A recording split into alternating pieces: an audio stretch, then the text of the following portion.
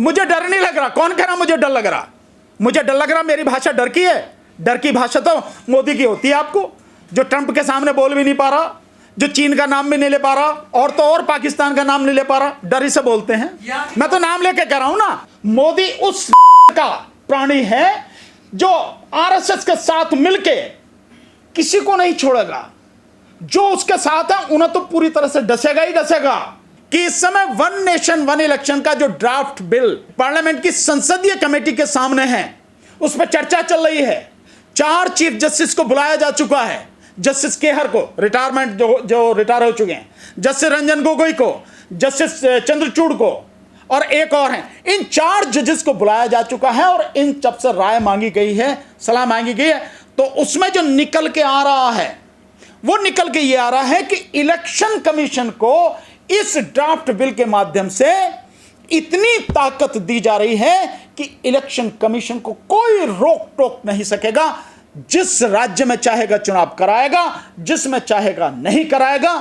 ये पावर उसको दी जा रही है। मतलब जो पावर आज की तारीख में, उससे कई गुना पावर इलेक्शन कमीशन को देने की बात हो रही है, जिसके विषय में कुछ जो ये जजेस वगैरह हैं, कुछ लोगों ने कहा कि इलेक्शन कमीशन को इतनी पावर देना ठीक नहीं है। तो मैं आपको उस षड्यंत्र की बात बता रहा हूं। ये 2029 का है, वन नेशन वन इलेक्शन। आज ये चुनाव अगर हो भी जाएगा और ये बिल अगर वन नेशन वन इलेक्शन का आ जाएगा, तो 2029 में ये बिहार विधानसभा डिसॉल्व कर दी जाएगी।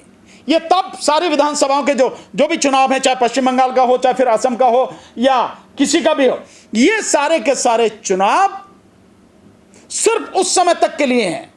उसके बाद में सारे एक साथ कराए जाएंगे।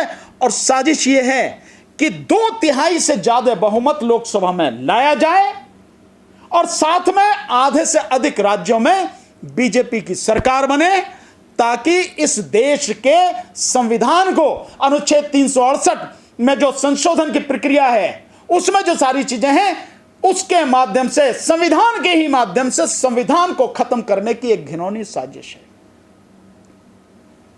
देश के लोगों से मेरी अपील है, इस साजिश को समझें और इसके खिलाफ जबरदस्त तरीके से सड़क पर उतरने की तैयारी करें, नहीं तो बचेगा नहीं।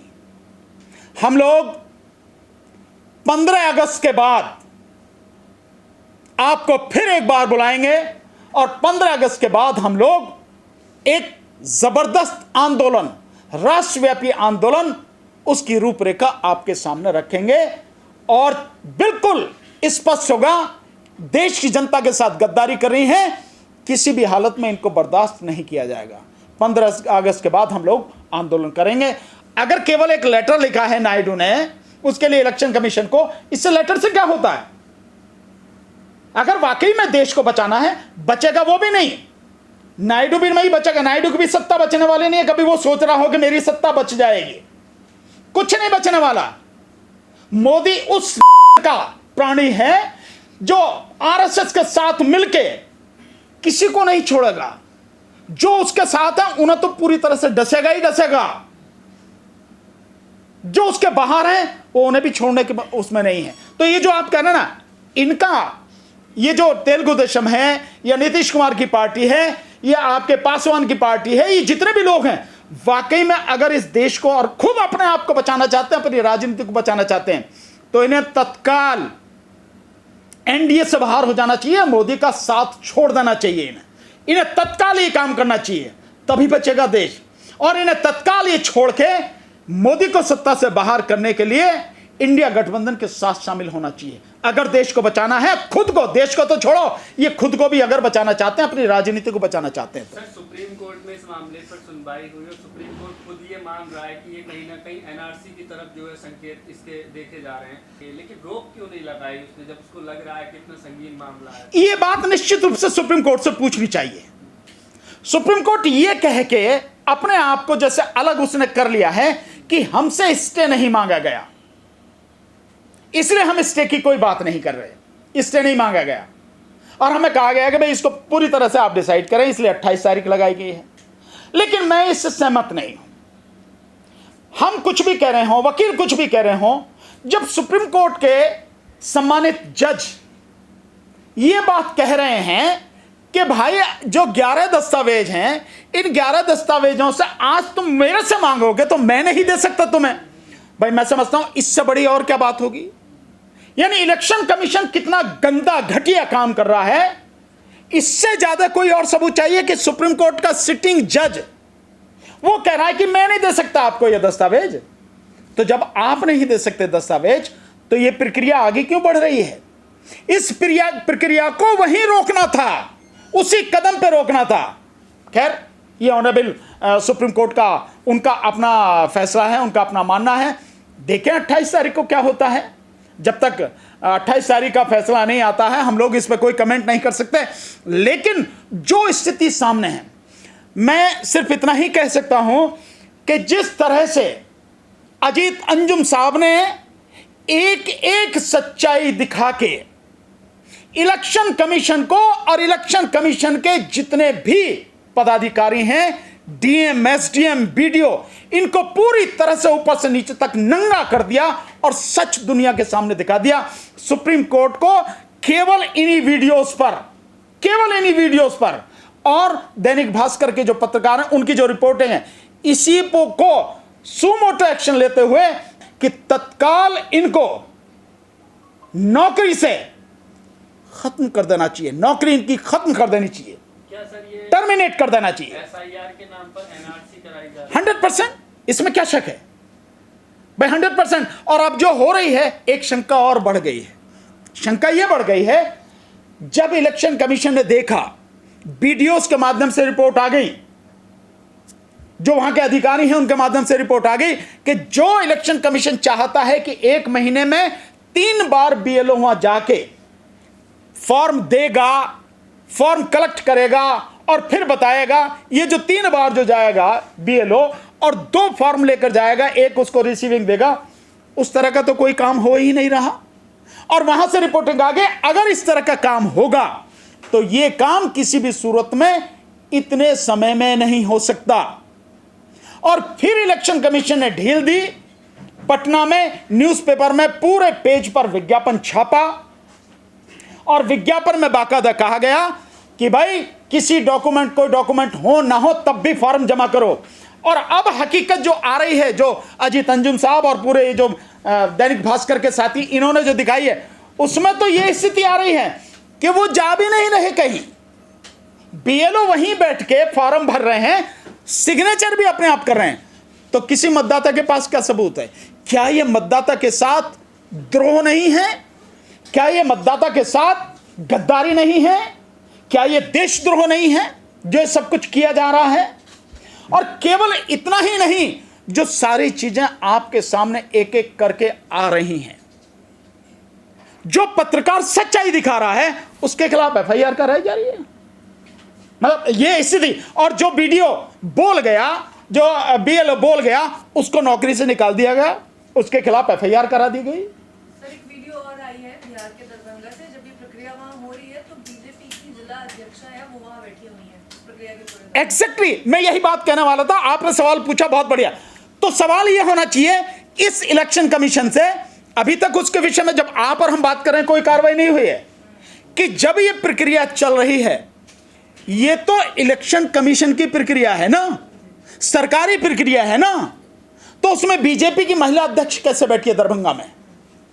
इसका मतलब मैंने पहले ही कहा, बीजेपी का एक हिस्सा हो चुका है। और मैं बहुत स्पष्ट रूप से कहना चाहता, बहुत सही ये बात होगी जो कांग्रेस ने भी कही है, जो पवन खेड़ा साहब ने भी कही है कि काहे को वहां पे अशोक रोड पे इलेक्शन ऑफिस खोल रखा। अबे बीजेपी के कार्यालय में, दीनदयाल उपाध्याय मार्ग में, वहीं जाके एक कमरा ले ले, सब कुछ वहीं से होना है।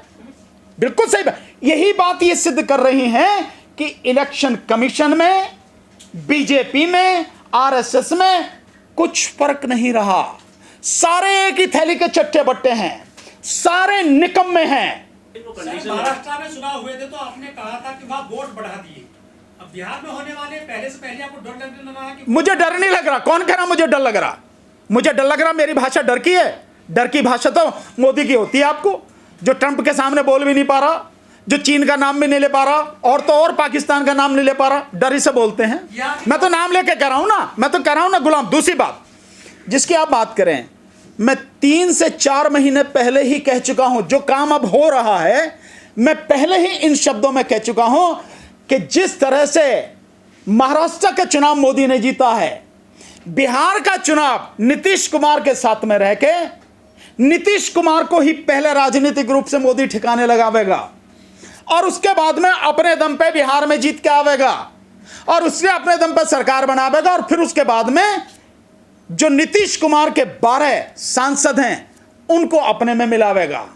मैं तो बहुत पहले ही कह चुका हूं ये बात। लोग अब कह रहे हैं ये बात आप समझ रहे हैं, ये सारी चीजें मैं पहले ही कह चुका हूं। और महाराष्ट्र की बात में तो और भी मजेदार बात, मतलब उतनी वोटें युवा उतने जितने जो है उससे जितने हैं सरकारी हिसाब के हिसाब उससे ज्यादा वोटें हैं महाराष्ट्र में। यही तो आया आंकड़ा राहुल गांधी ने जो दिया। सो यही स्थिति हो रही है। लेकिन बिहार में तो रोहिंग्या और बांग्लादेश के कुछ विदेशी वोटर आ गए, ऐसा कह रहे हैं। जो बात वो कह रहे हैं मीडिया में, मीडिया कौन है? वो गुलाम मीडिया। अभी तक एक सबूत इस बात का नहीं मिला कि जो वोटर लिस्ट है उसमें एक भी रोहिंग्या है, बांग्लादेशी है या एक भी नेपाली है। 2019 में, जुलाई 2019 में इलेक्शन कमीशन ने जानकारी दी और संसद में कानून मंत्रालय ने जानकारी दी कि जो हमारी वोटर लिस्ट है उस वोटर लिस्ट में, देश की पूरी वोटर लिस्ट में कहीं भी 2016 में, 2017 में और 2019 में कोई विदेशी वोटर नहीं पाया गया, विदेशी व्यक्ति वोटर नहीं पाया गया। केवल 2017 में 3 विदेशी लोगों के वोटर लिस्ट में नाम पाए गए, एक पश्चिम बंगाल में, एक गुजरात में और एक संभवतः तेलंगाना में। शायद ये 3 जगह वो 3 पाए गए। ये संसद में जानकारी है, इसे सरकार की जानकारी है, इलेक्शन कमीशन की जानकारी है। अब कहां से आ गए? ये सब कुछ इसलिए बनाया जा रहा, प्लांट किया जा रहा है ताकि जो बेईमानी करनी है, जिन लोगों के नाम काटने हैं, विदेशी कह के उनके नाम काट दो, रोहिंग्या के नाम पर, नेपाली के नाम पर, बांग्लादेशी के नाम पर। और जो तुम्हें अपनी फर्जी वोट में बढ़ानी है उनको तुम बढ़ा लो, बीजेपी उनको बढ़ा लो। और जिस राजा की बात कर रहे हो, मैं आपको कह दे रहा हूं, इस देश में अब राजतंत्र आने वाला नहीं है। बीजेपी पूरी कोशिश कर रही है, इस 56 इंची चौकीदार को राजा बनाने की कोशिश कर रही है, बेईमानी उसी के लिए हो रही है। ये जो बिहार के वोटर थे, इन्होंने 2024 में भी तो वोट डाली थी। 2024 में ही वोट नहीं डाली, आप देखो 2025 में, बिल्कुल आप सही करें, 2024 में वोट डाली हैं। 2003 की जो लिस्ट है जिसको आधार बनाया गया, एक सबसे बड़ी बात यह है कि 2003 में ये इंटेंसिव, जो स्पेशल इंटेंसिव रिवीजन है, ये हुआ बाकायदा। और उसके बाद में खुद इलेक्शन कमीशन ने कहा कि अब हमारे पास में जो लिस्ट है पूरे देश की, वो पूरी तरह से डिजिटलाइज है, अब हमें दोबारा ये सब करने की जरूरत नहीं है। जो समरी समीक्षा होती है, समरी रिवीजन होता है, जो लोग जिनकी डेथ हो गई है या जो लोग यहां से कहीं और ट्रांसफर कर गए हैं या जो लोग नए जुड़े हैं, सिर्फ उसको लेके ये अपडेट की जाएगी। तो ये स्पेशल इंटेंसिव रिवीजन ये कहीं कानून में नहीं है, पीपल्स रिप्रेजेंटेशन एक्ट में कहीं भी नहीं है। ये जो किया जा रहा है ये गलत किया जा रहा है। और बावजूद उसके जनवरी में, इससे ज्यादा और क्या होगा, जनवरी में कौन था? ये ज्ञानेश कुमार ही तो था नहीं उसके साथ में, राजीव कुमार के साथ में। तो ये बैठा था ना, इसकी आंखों के सामने हुआ, ये भी सब उसके लिए जिम्मेदार है। तो काहे को करवाया जनवरी में? जनवरी 25 में काहे करवाया? जनवरी 25 में बाकायदा समीक्षा करके अंतिम लिस्ट बिहार की बना दी गई। फिर काहे को आप स्पेशल इंटेंसिव रिवीजन कर रहे हो? आप, मैंने वही बताया वो क्यों किया जा रहा है, क्योंकि 2029 की तैयारी है। 2000 ये जो 25, 26 जो हो रहा है, 27 जो हो रहा है, इसकी तैयारी नहीं है, 2029 की तैयारी है। और 2029 की तैयारी के लिए मैंने जो बताया, अब औपचारिक रूप से जो बेईमानी करनी है, इस देश के संविधान को खत्म करने का काम करना, उसके लिए काम हो रहा है। सब कुछ उसी के लिए हो रहा है ताकि 2/3 से ज्यादा बहुमत लाया जा सके और 1 नेशन 1 इलेक्शन के माध्यम से आधे से अधिक राज्यों में बीजेपी सरकार बना सके और इस देश के संविधान को पूरी तरह से खत्म कर सके।